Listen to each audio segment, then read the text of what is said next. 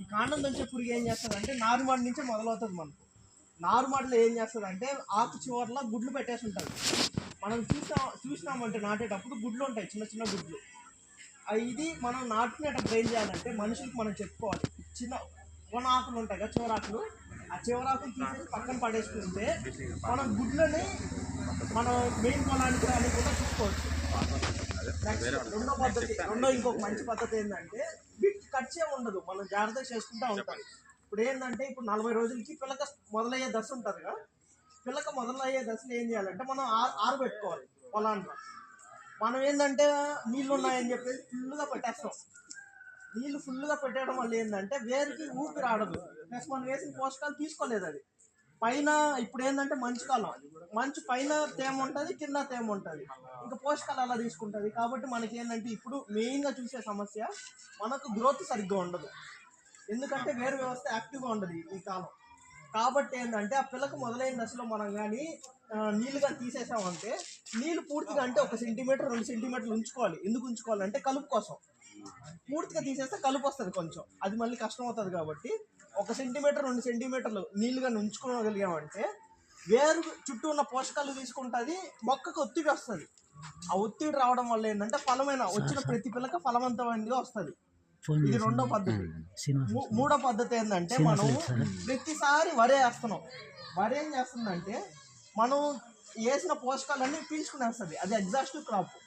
వేసిన ప్రతి పోషకాన్ని పీల్చుకునేస్తుంది. ప్రతిసారి అదే వేయడం వల్ల ఏంటంటే అదే వేయడం ప్లస్ కాంప్లెక్స్ మాత్రమే వాడడం.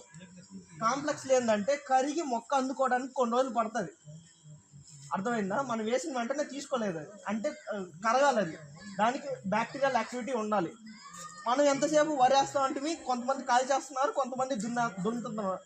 అంటే ఇది కరగడానికి ఇంకొన్ని రోజులు టైం పడుతుంది. దానికని మనం ఏం చేసుకోవచ్చు అంటే వరేసిన వెంటనే జీలగ కానీ, అపరాలు అంటారు, పెసర కానీ, మినుము కానీ, ఇలాంటివి కంది కానీ ఇవి వేసుకోవడం వల్ల ఏంటంటే వాటికి బుడిపిలు వస్తాయి. బుడిపిల్లో మంచి బ్యాక్టీరియా ఉంటుంది. ఆ బ్యాక్టీరియా ఏం చేస్తుంది అంటే ఇప్పుడు మనం యాక్చువల్గా బ్యాక్టీరియా అనే 2 రకాలు ఉంటుంది అనమాట. ఒకటి మొక్కకు హాని చేసేది, అంటే మీ మొక్కను ఇబ్బంది పెట్టేది. ఇంకొకటి వచ్చేసి మీ మొక్కకు మంచి చేసే బ్యాక్టీరియా ఉంటుంది. ఇదైతే ఏదైతే జీలిగలు పెసలు ఇవి చెప్తున్నామో అవి వేసుకుంటే ఏమవుతుందంటే దానివల్ల రైజోబియం అంటే మొక్కకు ఉపయోగపడే, అంటే నీ పొలానికి ఉపయోగపడే బ్యాక్టీరియా ఫామ్ అవుతుంది. దానివల్ల ఏమవుతుందంటే నువ్వు రోటావేటర్ కొట్టుకుంటే ఆ నేలంతా కూడా నువ్వు ఒక 2 ట్రక్కులు పేడేసిన దానికన్నా ఎక్కువ సత్వ కనిపిస్తుంది. అదే కాకుండా ఎటువంటి తెగులు కూడా రాదు. ఈ వేరుకుళ్ళు మందు అనేది అవసరమే ఉండదు ఇట్లా చేసుకుంటే పద్ధతి. ఆ మంచి బ్యాక్టీరియా మన పొలానికి బాగా అందుబాటులో చేసేసి ఇటువంటి వాటిని కొంతవరకు నివారిస్తుంది, పూర్తిగా నివారించదు. అలా ఎక్కువ రోజులు చేసుకున్నామంటే మనకు కొంచెం మంచి బ్యాక్టీరియా ఉంటుంది, పోషకాలు మొక్కకి అవసరం అవుతాయి. నెక్స్ట్ ఏంటంటే మనం ప్రతి సంవత్సరం కలుపు మందులు కొడుతున్నాం. ప్రతి సంవత్సరం కానీ ఒకే కలుపు మందు కొట్టమాకండి. సంవత్సరానికి అది కానీ కరెక్ట్ డోస్లో కొట్టాలి. మనం 100 డోస్లో కొట్టినా కానీ ఓవర్ డోస్లో కొట్టినా కానీ ఏంటంటే అలవాటు అయిపోతుంది. నెక్స్ట్ ఇయర్కి అది చచ్చిపోవట్లేదు ఆ గడ్డి. ప్రతి సంవత్సరం ఒక కలుపు మందు కొట్టండి, తర్వాత మారుస్తూ ఉండండి. మార్చడం వల్ల ఏంటంటే ఒకసారి వచ్చిన గడ్డి ఇంకోసారికి అలా మారుతూ ఉంటుంది. ఇంకొకటి మీకు కానీ వీలైతే మంచిగా ఎవరన్నా మంచి సైంటిస్టులు ఎవరన్నా తెలుసుంటే అజొల్లాని అమ్ముతారు. ఒక ఎకరానికి 10 కేజీలు కానీ వేసుకోగలిగినాం అంటే కలుపుని 75% వరకు కంట్రోల్ చేస్తుంది.